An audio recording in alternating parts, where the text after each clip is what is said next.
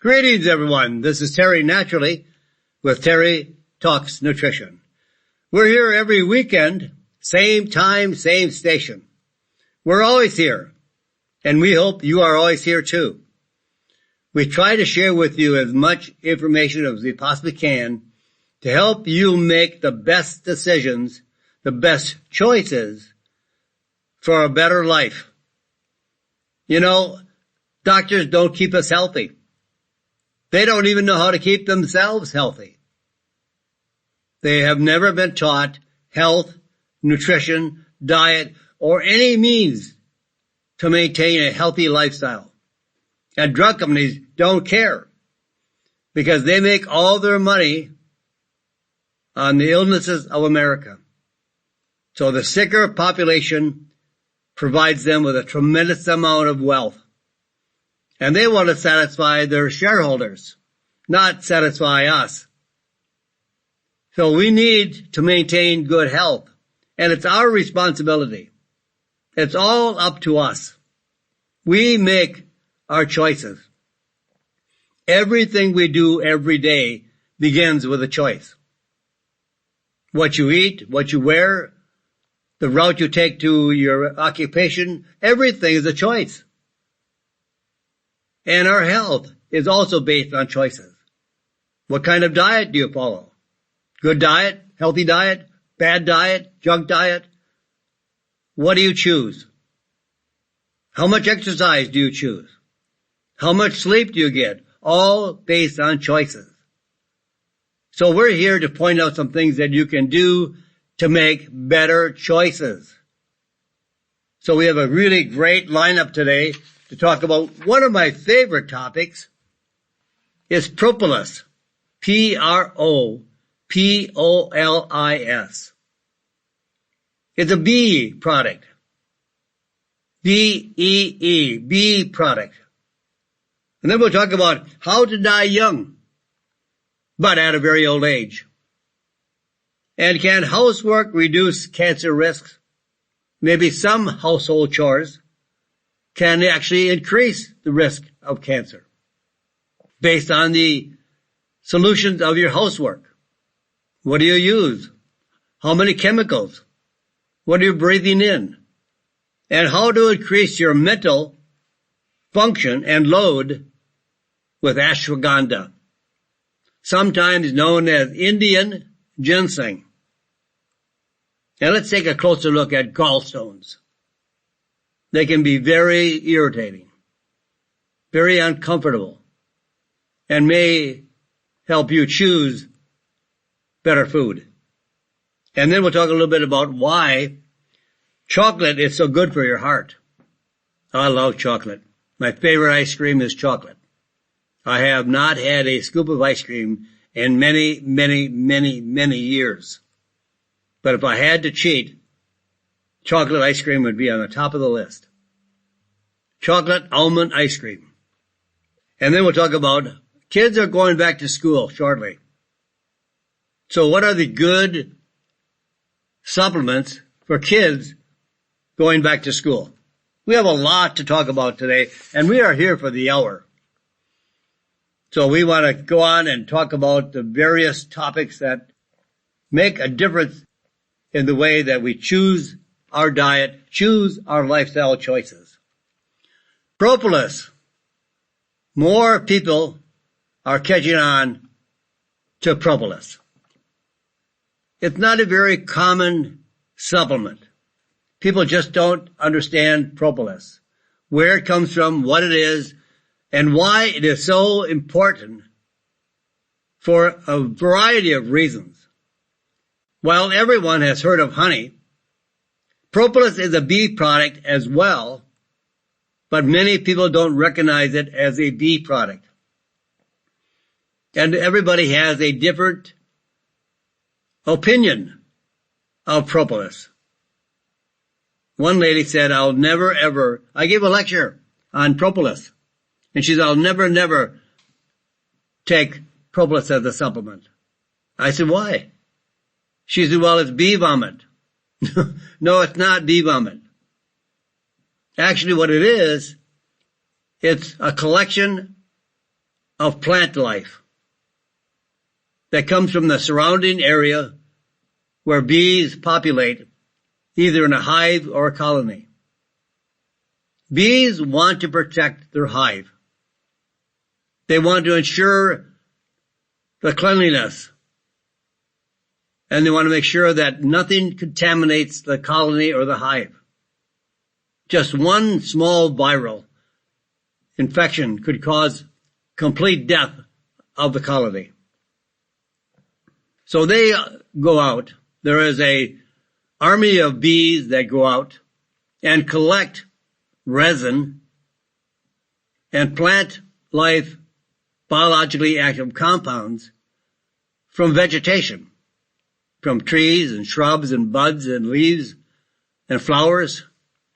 And they bring it into the hive, and they, along with their saliva, and I think that's where she thought it was vomit, they just use their saliva because there are so many enzymes, bee enzymes in the saliva, and they mix beeswax with the plant vegetation and make it into what is often called bee glue or bee putty, produced by the bees from the resins gathered from nearby plants, used to reinforce and to protect the hive. It's their home. They're smart. But you know, propolis is not really new. I've done a tremendous amount of research because it's one of my favorite ingredients. It contains over 300 biologically active compounds. Now, drugs are one molecule, one ingredient that targets one target, one pathway. Propolis is 300 different biologically active compounds, and it has been used for, well, there is records that go back 300 years before Christ. It goes back to almost probably to the beginning of the world. And there are over 4,000 published studies on propolis in the PubMed database of medical research articles. It is a very powerful substance. And it's so safe. There virtually has no side effects. So I'm going to talk a little bit about the many benefits of propolis. It's eye-opening, brain-boggling as to how many benefits we can benefit from by using propolis. Even kids, as young as infants, can use propolis. It's antibacterial, kills off bacteria, more safe and better than antibiotics. It showed antibacterial effects against over 30 different bacteria, including the antibiotic-resistant infection bacteria. When bacteria cannot be killed off by antibiotics, it's resistant to the antibiotics. Propolis will kill all pathogens, including viruses. It's very powerful antiviral. It reduces HIV entry into the cells by up to 98%. And it's as effective as the drug acyclovir in stopping herpes simplex, which is a virus-based infection. And people have cold sores and fever blisters, which is herpes simplex 1. Now, it also is very effective in herpes simplex 2, which is genital herpes. And it was tested on over 400 patients. Half the patients, 200 of them, were placed on propolis. The other 200 took acyclovir, an antiviral drug produced by Glasgow and Pfizer. And at the end of the study, those that took propolis were just as effective as acyclovir, but at a very, very small dosage, Acyclovir was a 5% concentration. Propolis was 0.5%, much, much less, but it was more effective, or at least as effective, as acyclovir. Also antifungal. I get it. I'm so excited about this. I'm trying to get everything I can in. It's antifungal. Kills off fungal infection. In a test against 15 common fungal pathogens, including Candida albicans, propolis stopped almost all fungal activity. It's a very powerful antioxidant. Propolis increased glutathione levels by 50% in prostate cancer cells. That is very health promoting. It works extremely well on targeting breast cancer in women and prostate cancer in men. It's also anti-inflammatory. Reduces inflammation throughout the body. And here's a new study that I referred to earlier, the HIV study, and how the HIV patients benefited from propolis. Infection with HIV speeds up the body's aging process by as much as 5 years.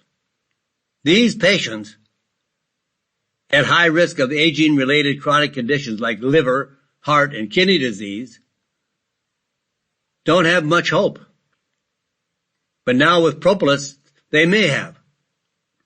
What about oxidative stress, which is believed to be a major contributor of premature aging for these patients? In a double-blind placebo-controlled trial in 40 patients with HIV who were also receiving standard drug treatments, found that the researchers tested the effects of propolis at neutralizing oxidative stress. The results of this study versus placebo. The patients treated with propolis, about 200 to 400 milligrams a day, small dosages, had significantly lower oxidative stress levels and increased antioxidant activity. That means it protects the cells from premature aging or dying off or being tweaked metabolically to cancer or some other disease. Of this study, the researchers concluded that propolis could be helpful in delaying the onset of the chronic diseases that are so common in HIV patients. Now, what about COVID-19? Propolis here comes to rescue that kind of infection as well.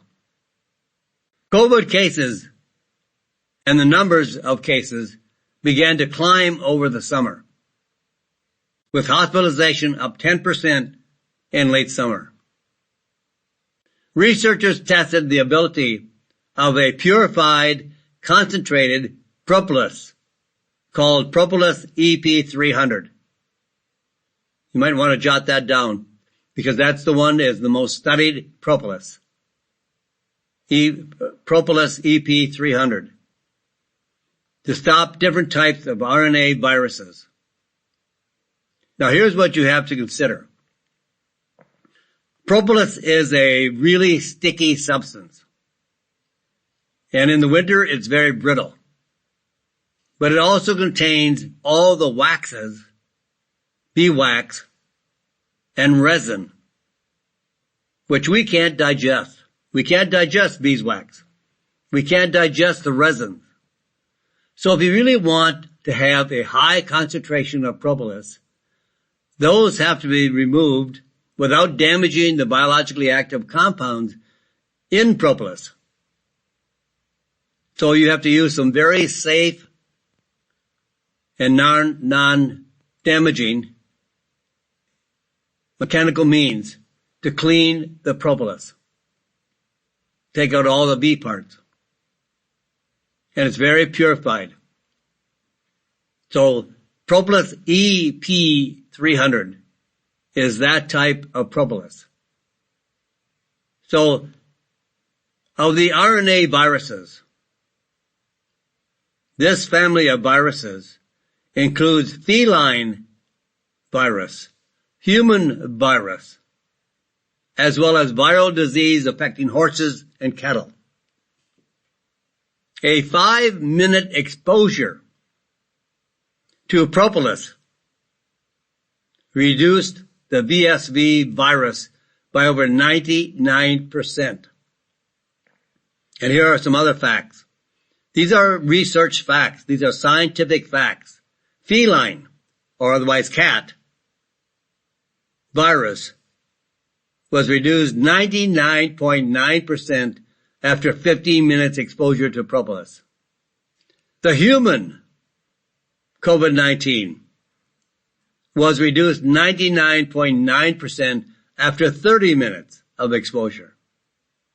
So propolis is useful for viral and bacterial infections, as well as yeast and fungal infections, and is safe for adults and children. Now, there are not many natural substances, alternative remedies, that can have an effect on all types of pathogens. So it's referred to as a multi-antimicrobial ingredient. It kills every pathogen known. Some greater, but it kills off many of them to the extent of 99.9%. That's huge. And it works extremely well for children, even infants, and especially for ear infection, throat infection, all kinds of infection. Now, I want to make sure you understand that if you feel that your child has an infection, or if you don't know what it is, consult with your physician. Let your doctor diagnose the condition. Then make your choices.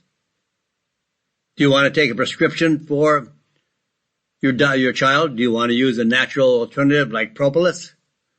There's where you make your choices. Now, I don't make choices for you. I can just tell you what propolis does and the effects for the benefits of propolis. You can expect to use propolis for all immune function concerns. Everything. Prevention and treatment of respiratory infections, viral and bacterial. You know, antibiotics kill off bacteria, but most infections are caused by a virus. So if you go in with a cold or flu, 99% will be a viral infection. But doctors want to be so helpful, and I don't know why, but they'll give you an antibiotic. And less than 2% to 1 to 2% are the viral infection and colds caused by a bacteria. But now with propolis, you kill everything. Viral and bacterial, as well as fungal infection, like the common cold, influenza, ear infections. And it also is a very powerful general immune tonic. Keep your immune system functioning at peak optimal levels throughout the year. You don't have to wait till you get a cold and flu to use propolis. Propolis can be your preventative remedy so that you don't have a infection. So when you come into contact with somebody who has an active infection, they may not know it, you don't know it, but all of a sudden you come down with an illness. Keep your immune system running smooth at a peak optimal level. Propolis kills off Candida and many other fungal infections, canker sores, fever blisters, and also peptic ulcers. Any infection in the gastrointestinal tract area. And cancer. There are many, many studies that indicate that propolis works as effectively as drugs for the treatment of cancer and the prevention of cancer, and actually makes drugs more effective. So when a cancer patient has accepted the prescription from they're oncologists, and they're taking a cancer drug, propolis can make that cancer drug more effective, less toxic, less damaging to the brain cells and liver cells, and lower the risk of it metastasizing, spreading throughout the body.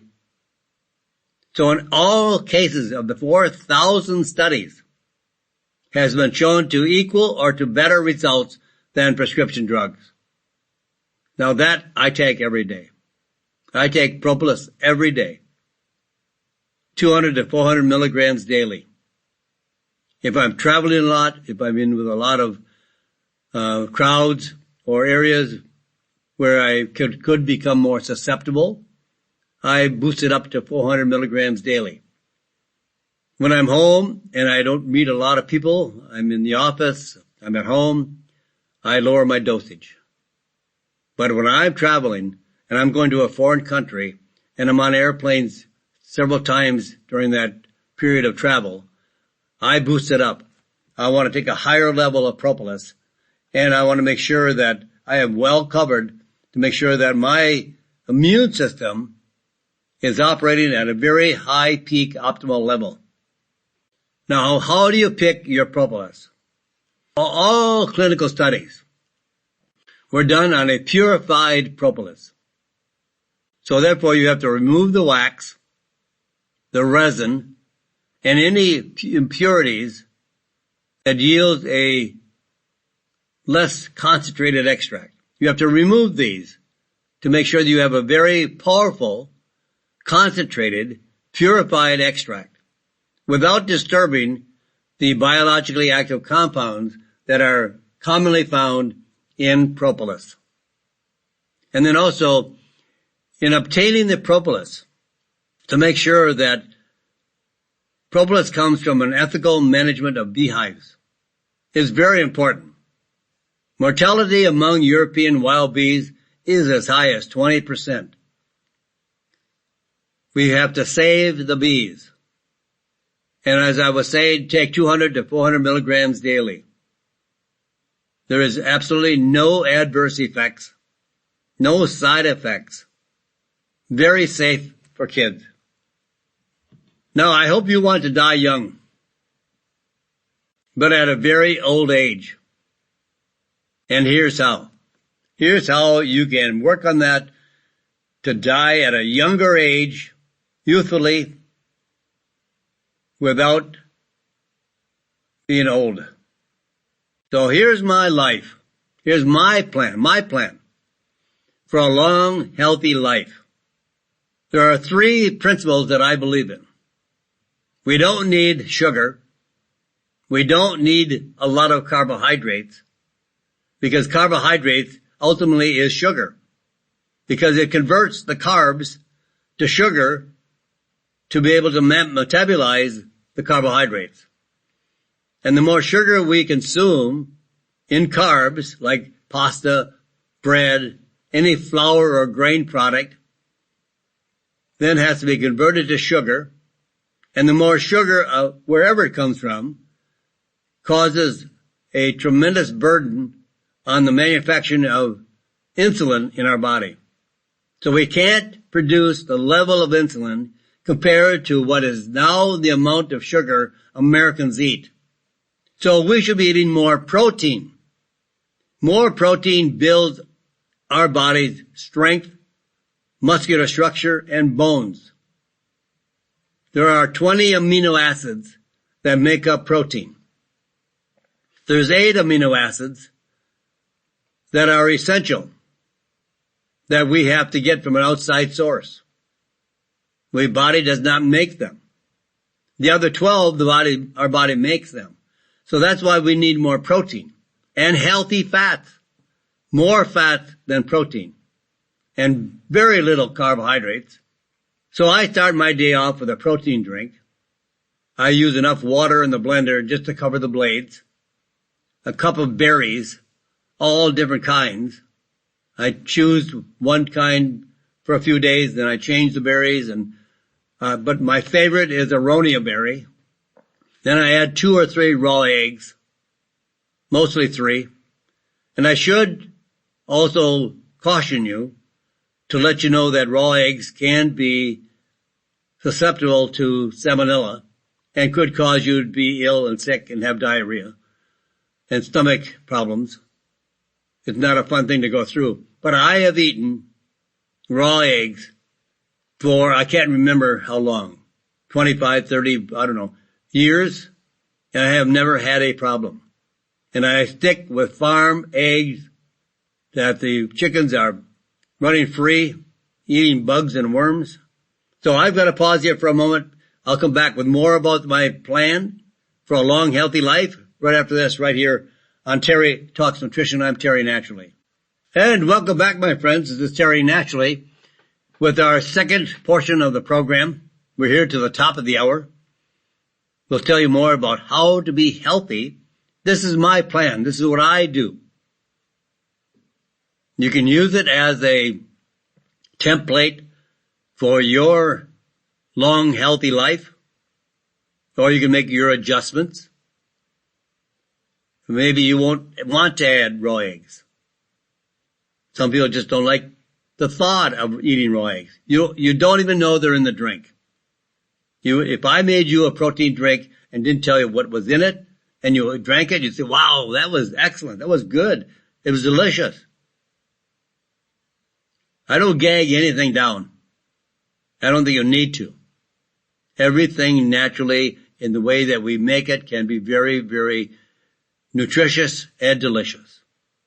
And then my second part of the plan, do not overeat. Animal studies have shown that eating a low-calorie diet of nutritious foods, very dense nutrition, increases lifespan by 20 to 30%. People who are thin overall will live longer than those that are overweight and obese. And then, number 3 on my plan for a long, healthy life, live a life of movement. Movement burns calories and strengthens muscles and bones. Try for at least 30 minutes of movement a day. But even 10 minutes would be of some benefit. If you follow the kettlebell swing and the kettlebell squat, you've got about 12 minutes of exercise. Now, it's going to take you about 30 minutes to do the exercises, but it's really only about 6 to 12 minutes of real exercise. The rest is passive exercise, passive resting in between sets of the exercise. But you can find more of my suggestions on diet and exercise on terrytalksnutrition.com. This is my website. It's my educational website. You know, I'm with you an hour. That's not nearly enough to help you understand more about how to have a really long, healthy life. So go to my website, you'll learn more. You can listen to my radio shows that you may have missed. You can take them with you wherever you are. You can subscribe to my newsletter. I write a newsletter every week, and we send it to your email address every Friday. You can also find my books on my website. I wrote 10 to 12 to 15 books. Very informative, very easy to read, very friendly to read. I don't use a lot of science. I just tell you why it works and how you can feel better overall. Now, can housework reduce cancer risk? But I also think it can actually increase cancer risk if you're using a lot of chemicals in your housework cleaning. Now, high intensity exercise or just activity in your everyday life can make a difference in your life. Researchers in Australia analyzed data from over 20,000 non-exercising adults with absolutely no history of cancer, average age of 62, who were actively trackers during the study period. And they wore these active trackers during the study to track their activity. The researchers cross-referenced this data with the participants' health records for 7 years. 7 years in advance, looking for any incident of cancer. The results these researchers found: 3 to 5 minutes daily. That's why I'm talking about you could use, my plan, use 30 minutes of exercise every day, but you can use a lot less exercise if it is of a intense burst of exercise. So from this research, 3 to 5 minutes daily of short burst, vigorous physical activity significantly reduced the risk of kidney, bladder, stomach, and lung cancer by up to 32%. Now, we're not talking drugs. We're talking just moving. Just having high-intensity activity. We have such a lazy, laid-back American lifestyle.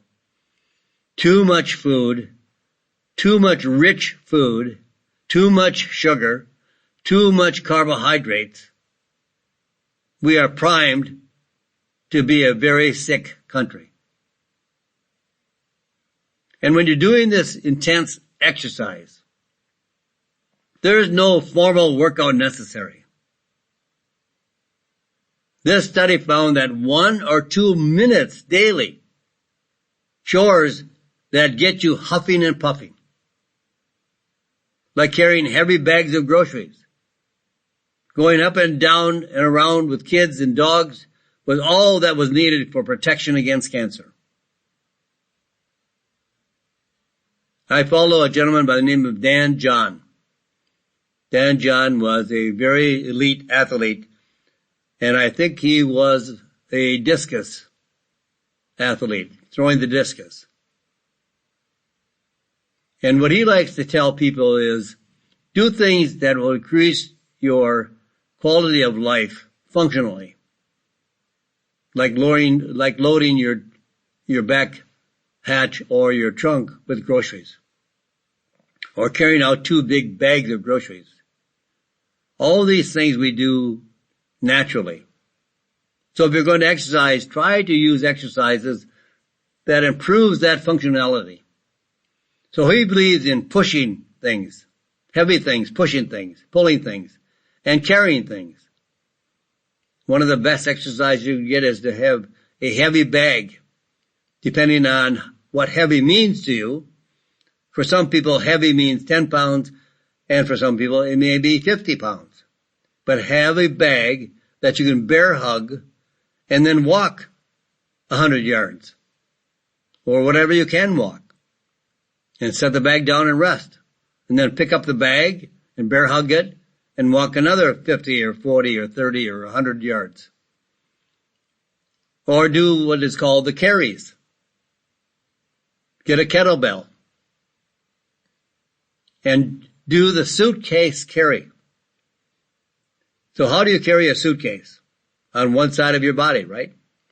You carry your kettlebell on one side of your body, because your body is fighting to stay aligned, and walk with a really good posture.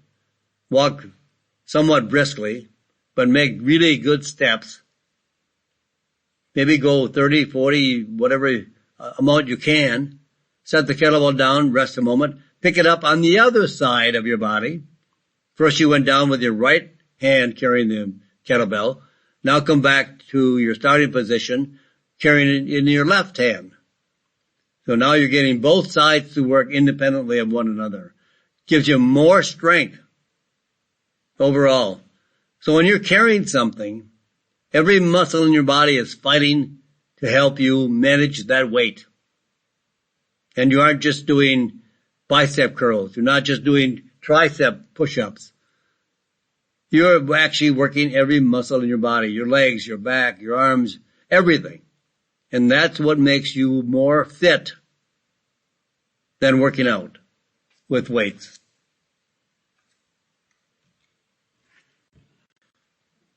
Here's another subject I love. Ashwagandha, commonly known as Indian ginseng. I don't know why, but some reason ginseng does not grow in India. It's not one of the Ayurvedic herbs of India. But ashwagandha is commonly known as Indian ginseng because it has many of the same properties as ginseng. And there are so many good studies to show the benefits of ashwagandha. And here's one that I ran across that I thought would be interesting to you. Better mental control with ashwagandha. And this study reviewed healthy young subjects.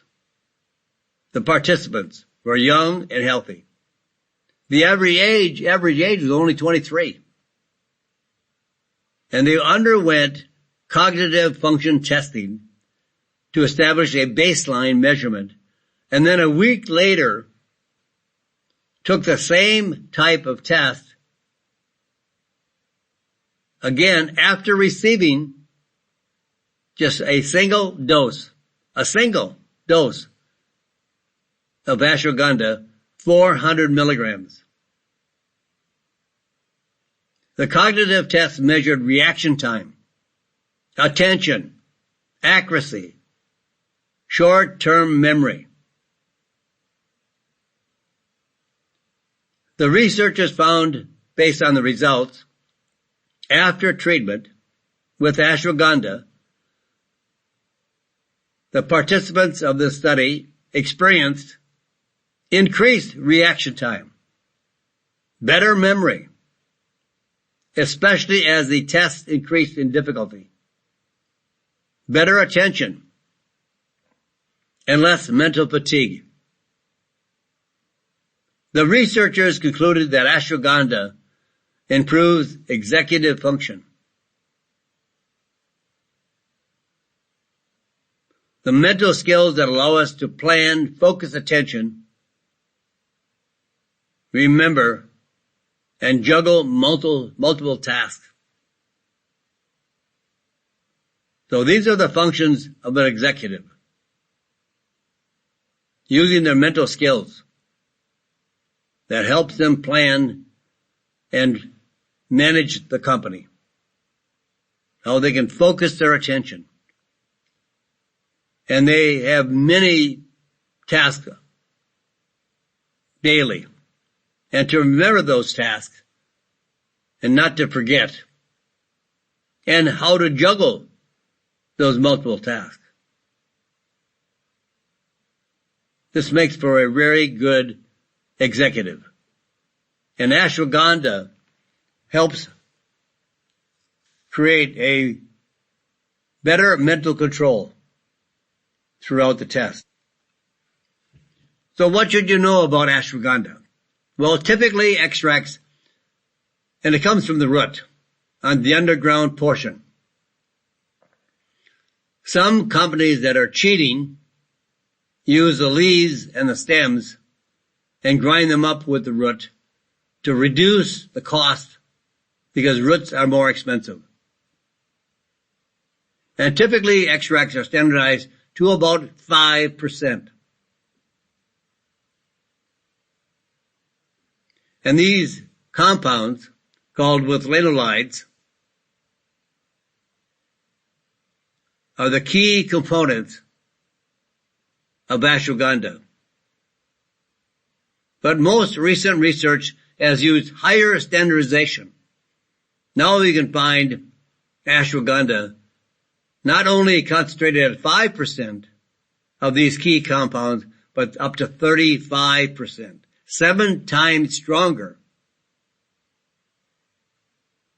So you only need about 150 milligrams 1 to 3 times daily.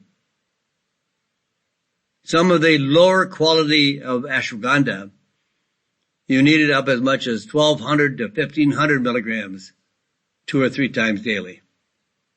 And there are no significant side effects, no adverse effects. Very, very safe. And has been used for thousands and thousands of years in India.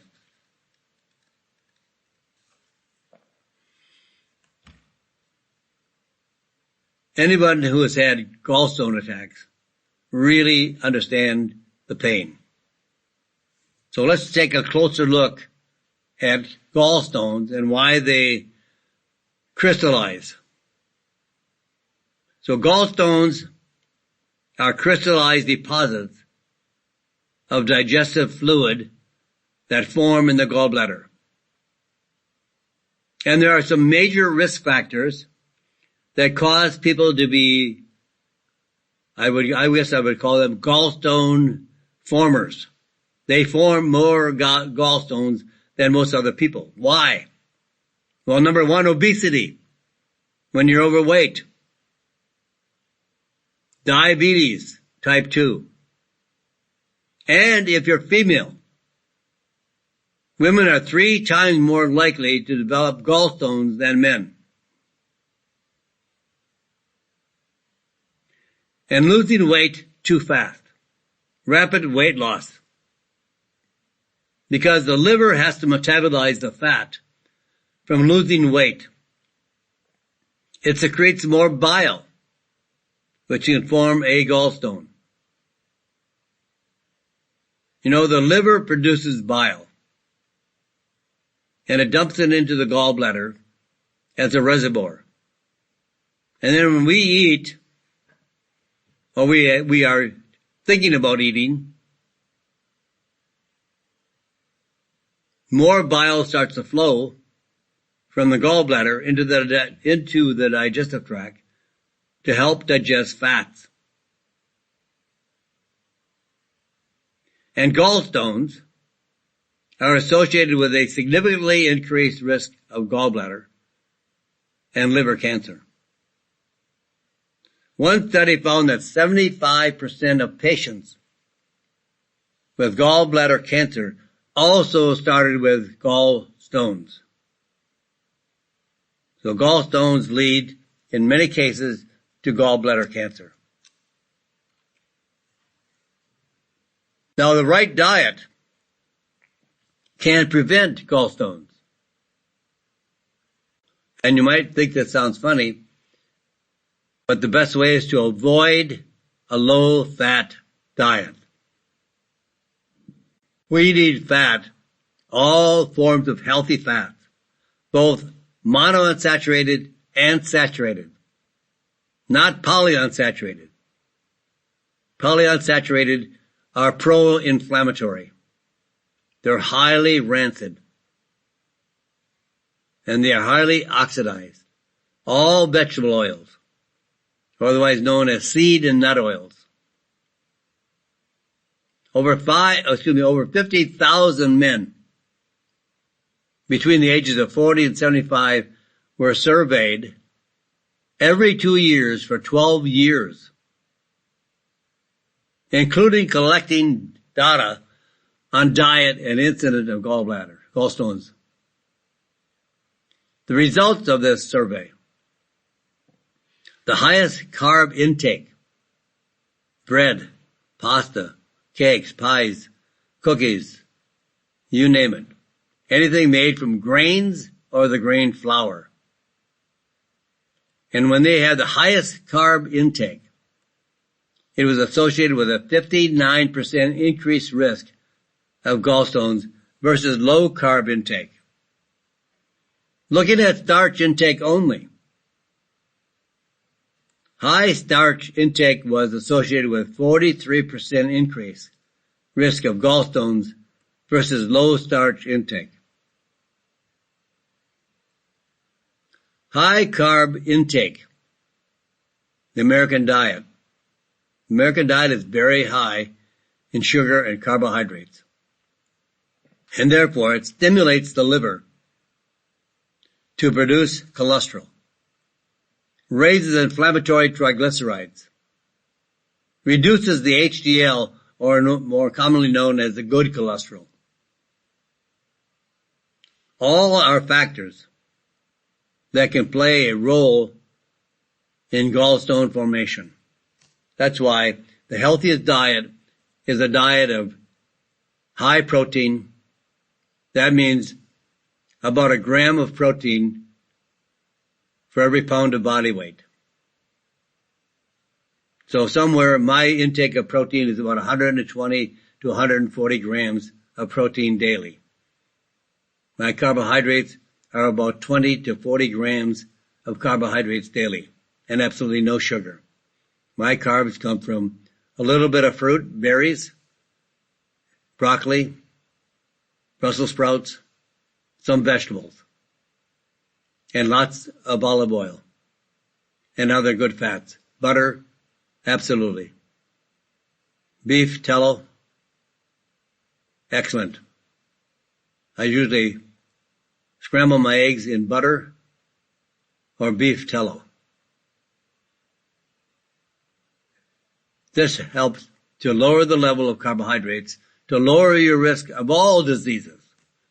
Carbohydrates and sugar are the culprits that make us at a higher risk of diseases. Now, a little bit of chocolate is not so bad. In fact, it's good for your heart. Previous research has found that chocolate is beneficial for blood pressure and the lining of the blood vessels. In a newly published study, researchers looked for an association between chocolate intake and coronary artery blood vessels supplying the heart and preventing diseases. They combined results from 6 studies on coronary artery disease with a total of 336,000 people participating in the study who had reported their chocolate intake. And the results compared with rarely eating chocolate at least once a week, just once a week, reduced the risk of coronary heart disease by 8%. Dark chocolate, not milk chocolate. A small serving of dark chocolate with a high percentage of cocoa, I like 100%, 90% is good, at least over 70% is good, and this will maximize the beneficial effects of the flavonols that minimize calorie and sugar. So chocolate has a place, if not overdone. Even good things taken to excess are not beneficial. Moderation, including moderation, is the way to go. So that, my friends, I'm all out of time. I'm ready to wrap up today's program. I just want to remind you that you can find us here every week. Every weekend, same time, same station. We're here to help you. And if you think anyone else can benefit from our health tips, tell them to join us right here every weekend. Or go to my website, terrytalksnutrition.com, and there you can listen to the radio show live or on demand. So that, my friends, say a prayer for this crazy, crazy world. We're in deep, deep hole right now. God bless you, my friends, and God bless this great world. Thank you for listening to Terry Talks Nutrition Weekly Show. Don't forget to subscribe and leave a review on your favorite podcast platform, including Apple, Google, and iHeartRadio.